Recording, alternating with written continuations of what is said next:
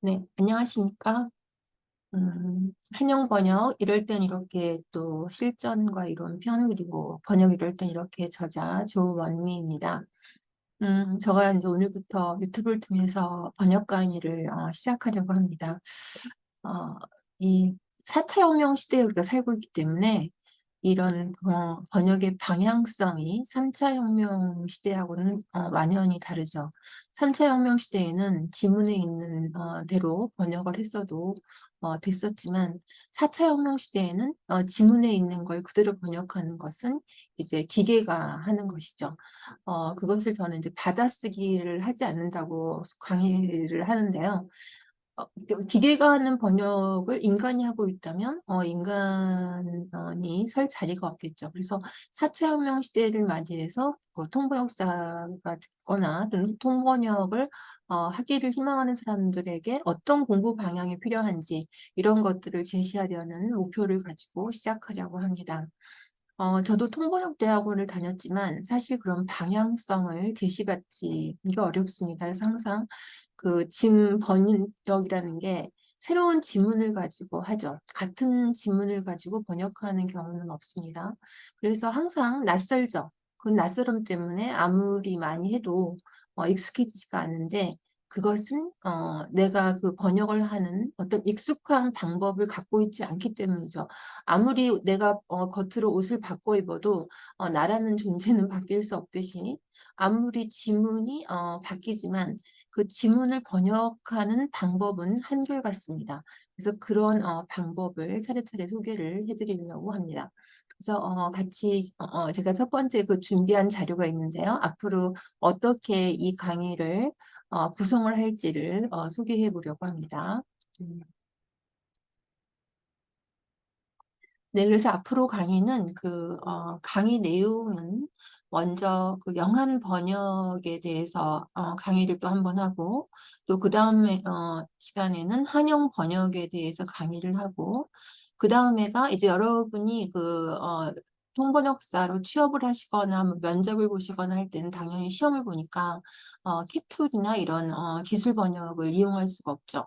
그래서 아무리 또 캐툴이 있다고 하더라도 캐툴이 쓸 수 없는 경우에는 그럼 난 캐툴이 없으니까 번역을 할 수 없어. 이렇게 되기는 싫잖아요. 그리고 또 할 수도, 해서도 안 되는 거고. 그러니까 기본적으로 자기가 영한 번역이나 한영 번역을 할 수가 있어야 되죠. 그런데 이제 사천명 시대에 캐툴이 발전을 하면서, 그런 그 기술을 또, 활용을 잘 해야겠죠. 세탁기가 있는데 굳이 내가 손빨래를 할 필요는 없듯이요.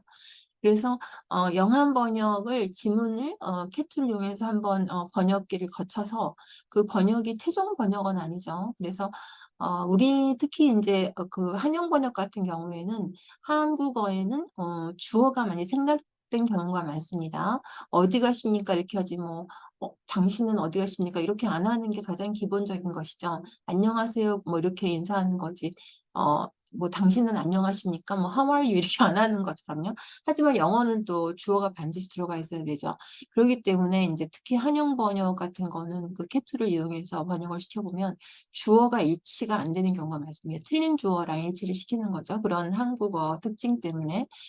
그래서 이렇게 네 가지 구성을 가지고 한 번은 영한 번역을, 구조가 당연히 한국어 구조로 나와야겠죠. 그리고 표현도 한국어 표현으로 나와야 되는데, 이제, 그러면은 이게 모국어잖아요. 영한 번역이라는 게. 그러면은, 모국어인데 우리가 영어만 이해하면은 당연히, 그 번역을 해야 되는 거 아니겠어요? 모국어니까. 근데 그것이 안 되고, 부자연스럽고 하니까 이제 통번역 대학원에서 번역 수업을 개설을 하는 거죠.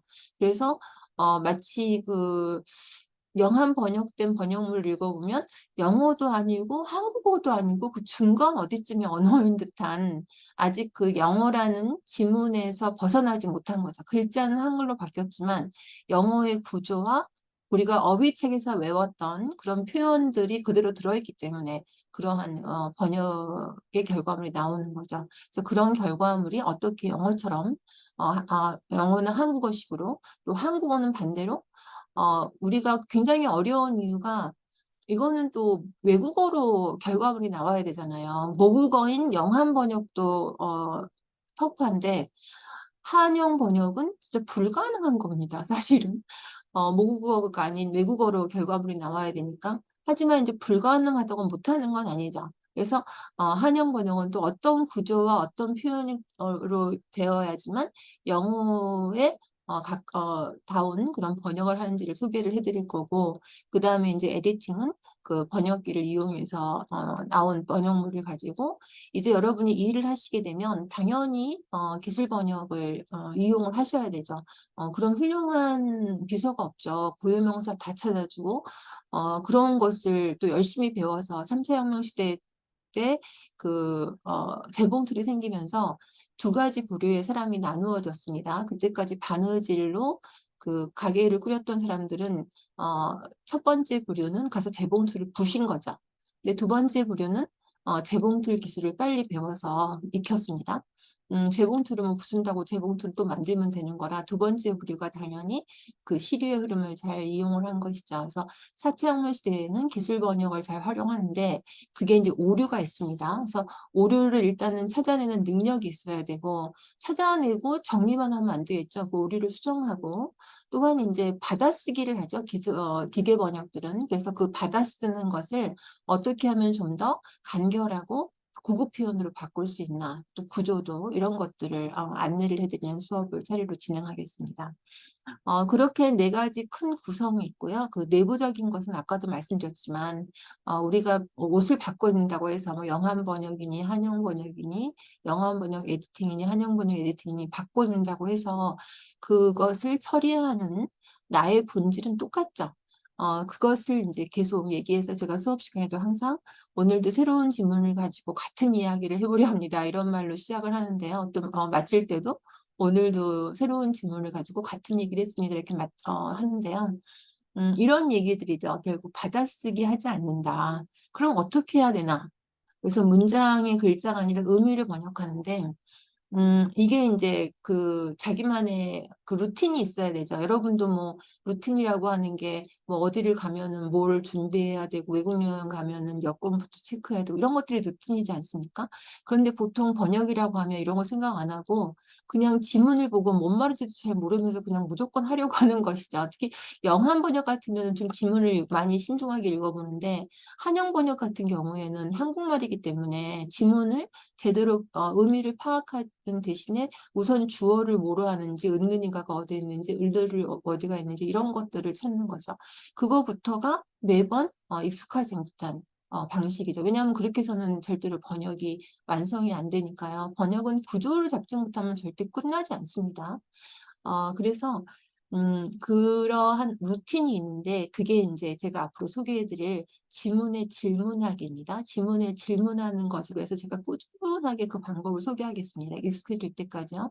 그럼 저도 통번역대학원을 다녔지만 그 매번 새로운 지문을 보고 매번 당황스럽고 아무리 저번 지문을 열심히 했다 하더라도 이번 지문을 보면 또 처음부터 시작하는 것 같고 해서 정말 고민을 많이 하다가 제가 발견하게 된 방법이거든요. 그래서 저는 지금까지도 제가 30년 가까이 통번역 일을 하고 있지만 지금까지도 그 루틴을 가지고 모든 새로운 지문들을 대하고 있습니다.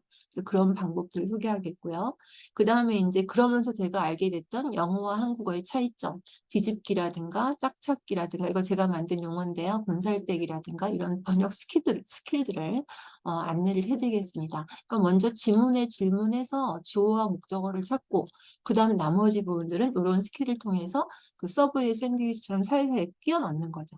네, 그러면 어떠한 새로운 지문이라도 항상 번역하는 방법은 똑같다는 것을 이제 터득하시게 되면 그러면 이제 새 세상이 열리는 거죠.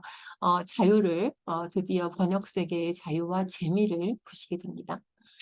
네, 그 다음에 이제 영한 번역은 최종적으로 한국어 구조화 표현으로, 한영 번역은 영어 구조화 표현으로 번역하는 이러한 방법들을 소개하겠습니다. 누구든지 전문가가 처음부터 되는 사람은 없죠. 누구나 전문인을 꿈꿉니다. 자기만의 영역.